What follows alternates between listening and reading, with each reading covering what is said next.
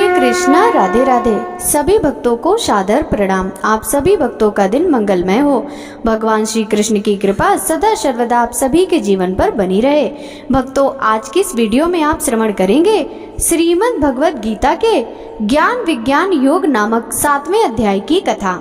श्री भगवान ने कहा, हे प्रथापुत्र, अब उसको सुन जिससे तू योग का अभ्यास करते हुए मुझ में अनन्य भाव से मन को स्थित करके और मेरी शरण होकर संपूर्णता से मुझको बिना किसी संशय के जान सकेगा। अब मैं तेरे लिए उस परम ज्ञान को अनुभव सहित कहूँगा जिसको पूर्ण रूप से जानने के बाद भविष्य में इस संसार में तेरे लिए अन्य कुछ भी जानने योग शेष नहीं रहेगा।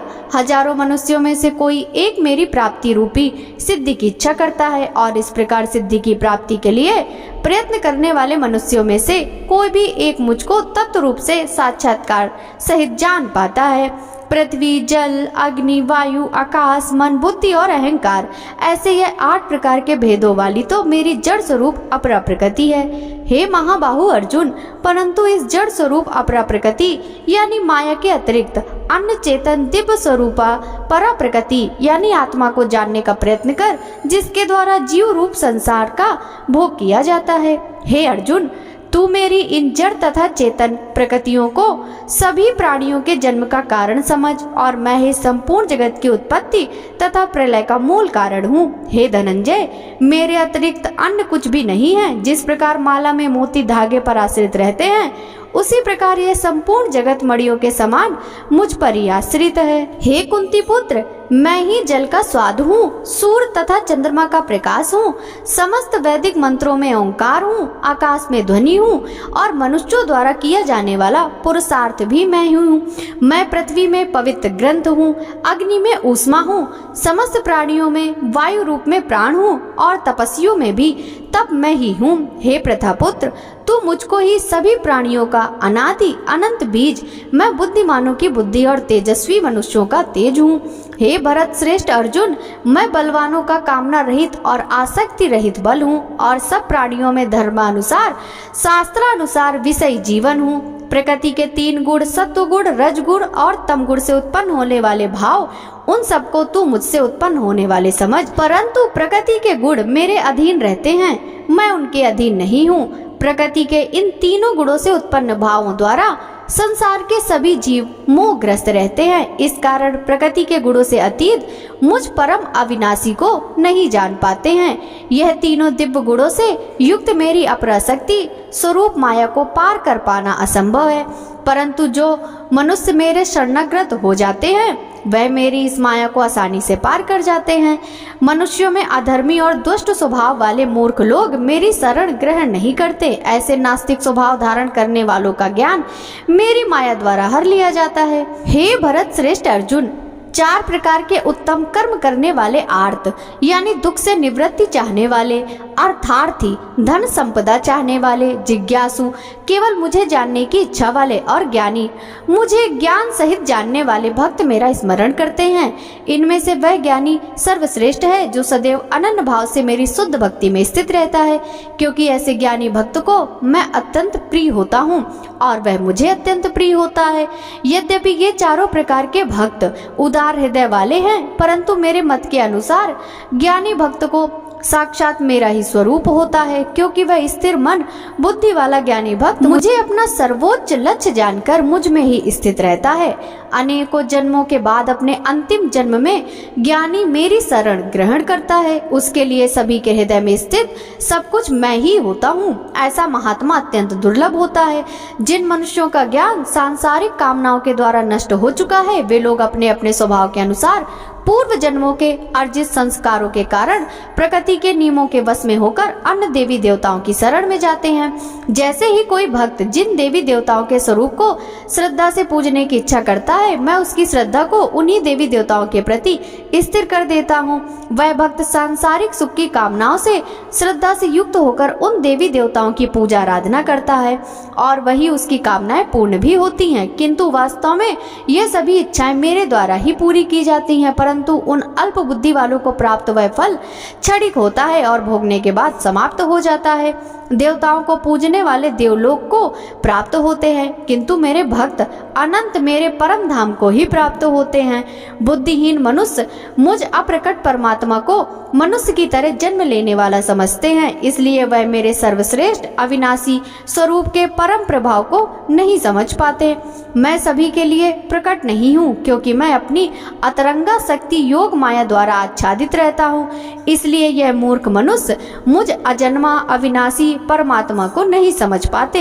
हे अर्जुन, मैं भूतकाल में, वर्तमान में और भविष्य में जन्म मृत्यु को प्राप्त होने वाले सभी प्राणियों को जानता हूँ, परंतु मुझे कोई नहीं जानता है। हे भरतवंशी, हे शत्रु विजेता, संसार में सभी प्राणी इच्छा द्वेष आदि द्वंद्वों से उत्पन्न मोह के कारण जन्म लेकर पुनः मोह को प्राप्त होते हैं, परंतु जिस मनुष्य ने पूर्व जन्मों में और इस जन्म में पुण्य कर्म किए हैं तथा उसके सभी पाप पूर्ण रूप से नष्ट हो चुके हैं, वह दृढ़ संकल्प के साथ मेरी भक्ति करके मोह आदि सभी द्वंद्वों से मुक्त हो जाता है।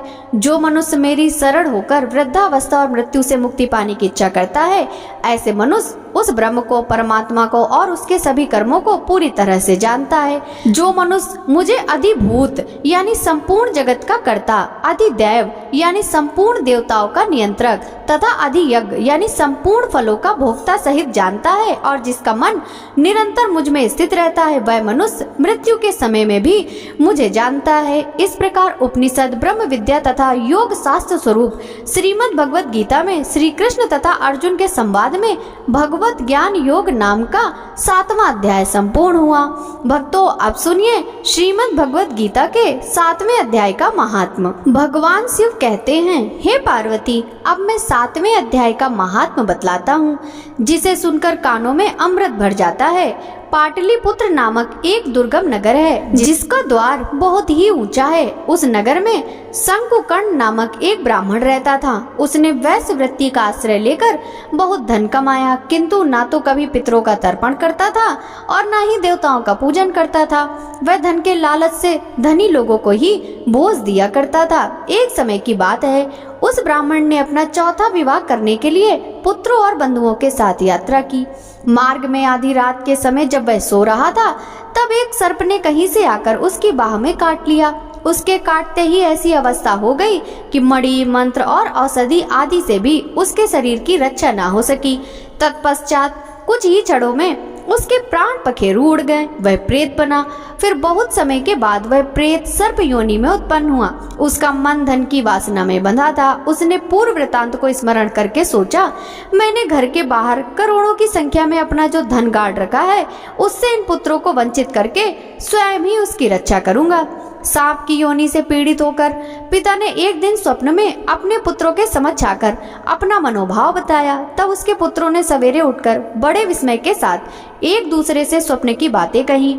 उनमें से मंझला पुत्र कुदाल हाथ में लिए घर से निकला और जहां उसके पिता ने सर्प योनि धारण करके रहते थे, उस स्थान पर गया। यद्यपि उसे धन के स्थान का ठीक पता नहीं था, तो भी उसने चिन्हों से उसका ठीक निश्चय कर लिया और लोभ बुद्धि से वहां पहुंचकर बिल खोदना आरंभ किया। तभी एक बड़ा भयानक सांप प्रकट हुआ और बोला, अरे मूर्ख, तू कौन है? किस लिए आया है? यह बिल क्यों खोद रहा है? तुझे किसने भेजा है? पुत्र बोला, मैं आपका पुत्र हूँ, मेरा नाम शिव है।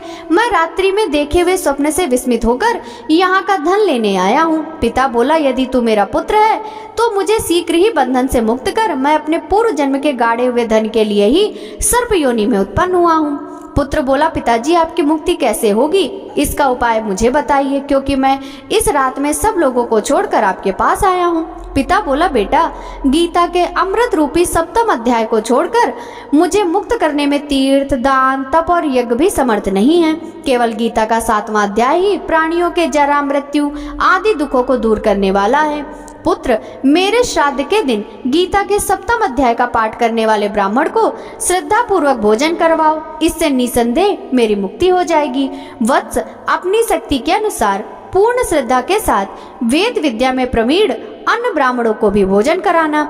सर्प योनि में पड़े हुए पिता के यह वचन सुनकर सभी पुत्रों ने उसकी आज्ञा अनुसार तथा उससे भी अधिक किया। तब शंकुकर्ण ने अपने सर्प शरीर को त्याग कर दिव्य देह धारण किया और सारा धन पुत्रों के अधीन कर दिया। पिता ने करोड़ों की संख्या में जो धन उनमें बांट दिया था, उससे वे पुत्र बहुत प्रसन्न हुए।